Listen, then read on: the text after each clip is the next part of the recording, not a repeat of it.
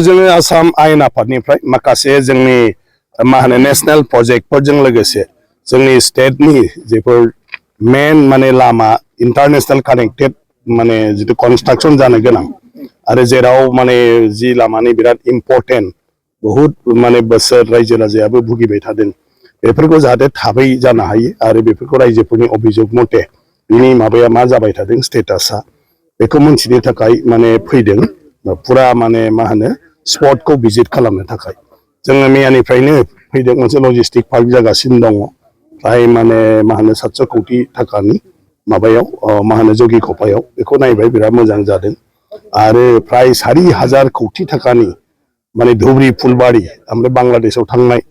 बे लामायाव ब्रह्मपुत्रनि सायाव दालां जागासिनो दं बिनि प्रग्रेसआबो जोबोद मोजां आरो बे जानाय लोगो लोगो जोंनि बे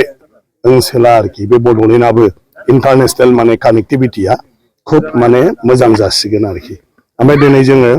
बड'लेण्ड एसेम्ब्लियाव थांबाय बेजों जोंनि एमएलएफ्रा इन्टारेक्शन जाबाय आरो जोंना आसाम आयेन आफादनि जथुमा एसेम्ब्लियावनो जागोन ओंखायनो एसेम्ब्लि हल आरो माखासे नांगौ जेफोर माने जोंनो जायगा नांगौ बेखौ जोंनि मानाव गेदेर चिफ बिथां प्रमद बर' आरो जोंनि काथिराम बर' बिथां बिसोरखौ लानानै बिथांमोना ज' जोंनो देखायबाय नायजोबबाय आरो जोबोद मोजां जोङो आसाम आयेन आफादखौ गोरलैयैनो बेवहाय खुंनो हागोन 10 फेब्रुवारिनिफ्राय जानो गोनां जथुम दा जोङो बेवहाय उल्टापानि लामाखौ नायनो फैदों उल्टापानि लामाया अलरेडि सेंसन जाबाय आरो थाबैनो बेखौ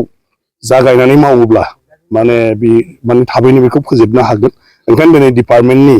माने अफिसारफोरखौबो दिनै लेंहरनाय जादों आरो दिनै बेखौनो स्पटआव जोङो पिडब्लिउडि डिपार्टमेन्टखौ लानानै नायनो फैदों जे कन्डिशना माबायदि आरो बिथांमोना दिनै एसेम्ब्लिनि सिगाङाव माबायदि बाथ्रा होयो जे बे लामाखौ माब्लानि गेजेराव माने मावफुंगोन जाहाथे रायजो राजाया उसुबिदा जाया बेनि उनाव जोङो गेलेमफु थांनाय लामाखौ नायगोन बेबो जोंहा सेंसन जाबाय होननानै बुंदों नाथाय माबायदि स्टेटासआव दं बेखौ नायनो नागिरदों जाहाथे बिदि होननानै आरो बिदिनो माने गोबाव सम थाया थाबनो लामाया ओंखारो बिनि उनाव जोंहा माने माबानिफ्राय सापागुरिनिफ्राय खैलामेला आमथेखा बे लामाया अलरेडि माने आसाम मालायाव जागासिनो दङ नाथाय बहुत बोसोर जाबाय दा 2 बोसोर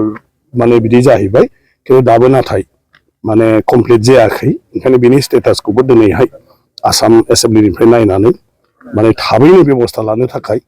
दिनै बिथांमोनखौ बुंनो नागिरदों बिथांमोना माबाफोर जुदि उसुबिदा दङब्ला सरकारनिफ्राय सहाय खालामनांगौ दङब्ला बेखौ जोङो आसाम एसेम्ब्लिनिफ्राय सरकारनो जनायगोन बा चिफ मिनिस्टारनो जनायगोन आरो बे मथे मानाव गेदेर चिफ मिनिस्टार बिथाङा गावनि डिपार्टमेन्टखौ आरो माबाखौ इन्सट्राक्सन होगोन आरो मा